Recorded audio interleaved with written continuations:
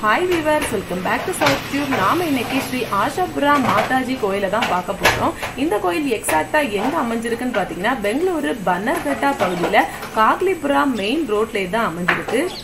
கோயில்ல free parking, free chappal ஸ்டாண்ட்னு எல்லாமே அமைச்சிருக்காங்க. கோயில் கேம்பஸ்க்கு உள்ளதாகவே பாத்தீங்கன்னா போஜனசாலா, drinking water facility, bathroom facility, gardening park, kids play பண்றதுக்கான அந்த பிளே கிரவுண்ட் எல்லாமே அமைச்சிருக்காங்க.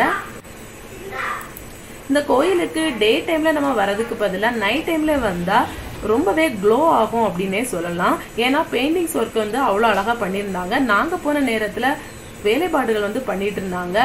அந்த பழைய பெயிண்டிங்ஸ் எல்லாம் உரிச்சிட்டு புது பெயிண்டிங்ஸ் வந்து அடிச்சிட்டு இருந்தாங்க. இந்த கோயில்ல துர்கா ஃபெஸ்டிவல் வந்து ரொம்ப விமர்சையாகவே கொண்டாடப்படுது.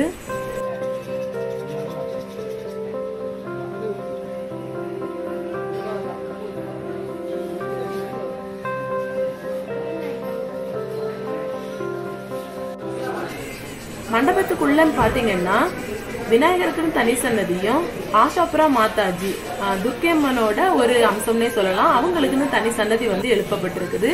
அவங்களுக்கு ஆப்போசிட்ல அவங்களோட வாகனமான சிங்கத்தோட சிலையை வந்து வச்சிருக்காங்க. சொல்ல மாட்டோம்.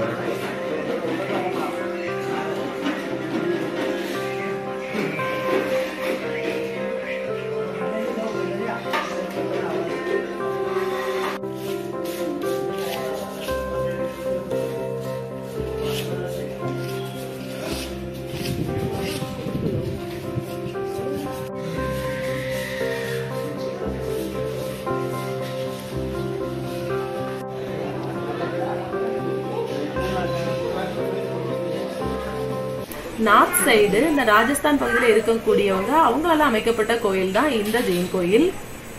இந்த கோயிலுக்கு பின்னாடின்னு பாத்தீங்கன்னா இந்த கோயிலோட போஜனசாலா பில்டிங் கூட அமைஞ்சிருக்கு. 3 வேளையுமே ஃப்ரீயா வந்து மீல்ஸ் ப்ரொவைட் பண்றாங்க.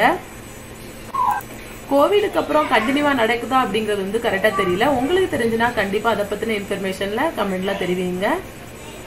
கோயிலுக்கு ஏதாவது டொனேஷன் கொடுக்கறதா இருந்தாலும் நம்ம கொடுக்கலாம். அதுக்குன்னு ஒரு தனியா ஸ்டால் கூட அமைச்சிருந்தாங்க.